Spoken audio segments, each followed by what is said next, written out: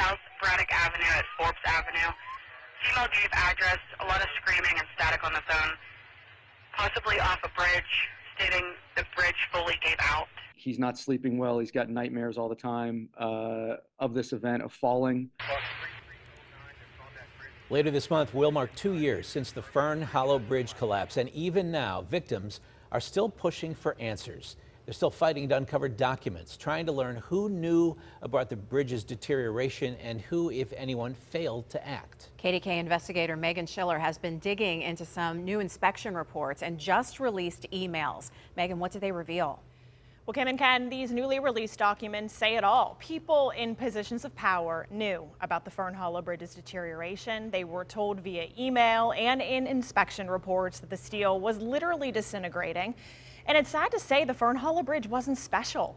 It wasn't the only poorly rated bridge in the city not getting the attention the condition demanded. It's just the one that gave out first.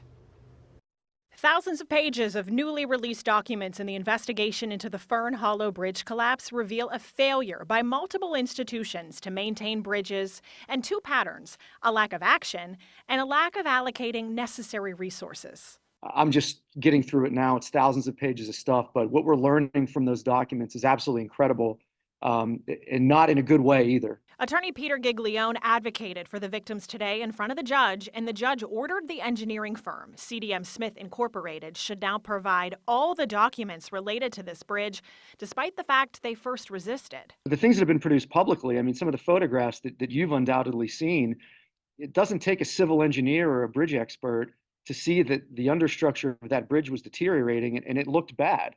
He's fighting for his client, the man behind the driver's seat of that now famous Port Authority bus. He's one of 9 people who fell more than 100 feet as the bridge collapsed. One thing about Daryl is he was a driver for a lot of his adult life, and I think he really enjoyed it. And that has now been taken away from him. He really liked doing that job. And so, he's now basically working in a toll booth for the T, and he can't ever drive a bus, likely ever again. In researching the documents, KDKA Investigates spotted a pattern of short-sightedness.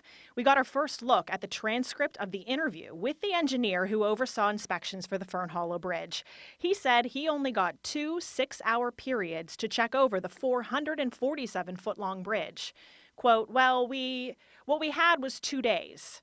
So, we didn't have a lot of time to get through because we had to go down each side. Then when asked, the way you just answered that made it seem like the inspection may have been rushed. The engineer answered, quote, we looked at the main components. I'm not saying we didn't. I mean, we did. But like I said, we didn't have a whole, time to get a detailed, in-depth inspection. We couldn't do that. The NTSB's report found a lack of maintenance on the bridge. For example, not removing the debris that gathered didn't allow the steel to dry out, leading to corrosion and deterioration like this. This document shows that same lead inspector told the city multiple times about the problem. Quote, the number one problem was the clogged scuppers and downspouts on almost all their bridges, and I tried to preach that the whole time, and nothing ever got done. I mean, just simply clean the stuff, Then the NTSB pressed the city and asked for its maintenance schedule. The city didn't have one. Quote, the city did not have a preventative maintenance schedule for the expansion. And the Department of Mobility and Infrastructure didn't ask the city's contractor to clean the expansion joints or stormwater drainage system for nearly 3 years leading up to the collapse. The current mayor and his administration had just came into office barely a month before the Fern Hollow Bridge collapsed. We've reached out to them to see if we can talk about the recent people they've hired to focus solely on our city's bridges, specifically the bridge maintenance supervisor. It's a new position recently hired to establish an in-house bridge maintenance department. We'll let you know if they make that person available. Kim?